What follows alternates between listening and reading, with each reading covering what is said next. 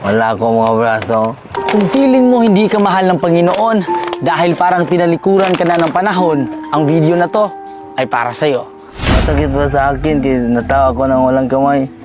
Para sa akin, walang value sa kalibutan. Pero this is 300,000 pesos. Ito ang huling sahod at ipon ko. Pero alam ko mas kailangan mo to.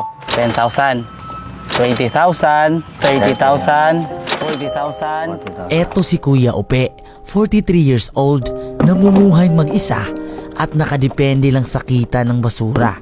At gaya ng karamihang naghihirap, kumikita lang rin ng barya-barya. Namamasura lang ako palagi, araw-araw. Kahit kunting sahod, okay na lang.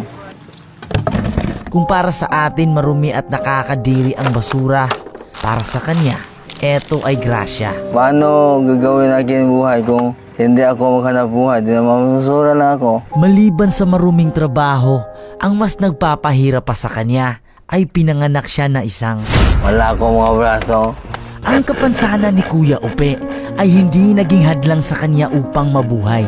At sa katunayan, siya raw mismo ang nagsikap upang mapag-graduate ang sarili sa high school.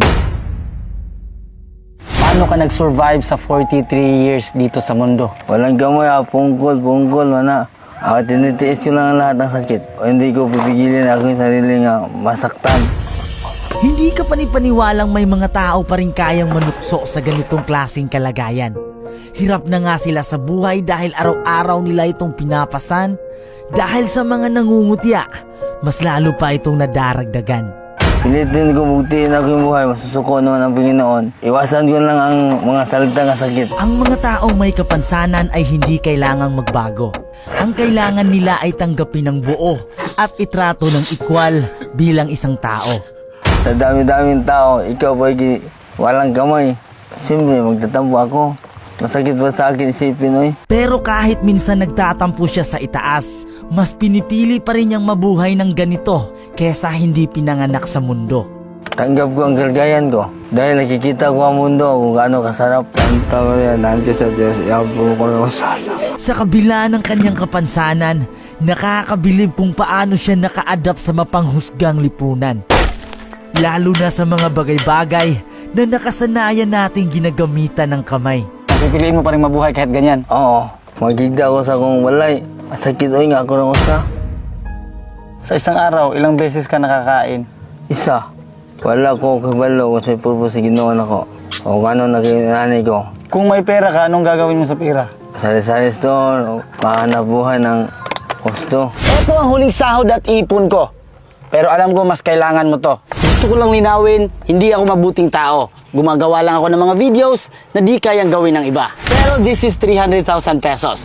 10,000, 20,000, 30,000, 40,000, 50,000, 60,000, 70,000, 80,000, 90,000, 100,000. Salamat, makatukod ako ng negosyo para hindi ako mamasura. Kung magne-negosyo ka, medyo kulang pa yan, kaya dadagdagan natin. Oh, 110. Bago natin ipagpatuloy ang pagbibilang ng 300,000 hanggang sa paggawa ng kanyang sarili. 30, 140, kaya pa?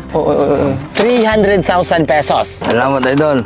Maraming salamat. Makatukod ako ng negosyo. So guys, hindi pa ako makaka-upload after this video. Medyo matatagalan pa. Magwi-wait pa ako sa susunod na sweldo ko para may ma-fund sa susunod na video.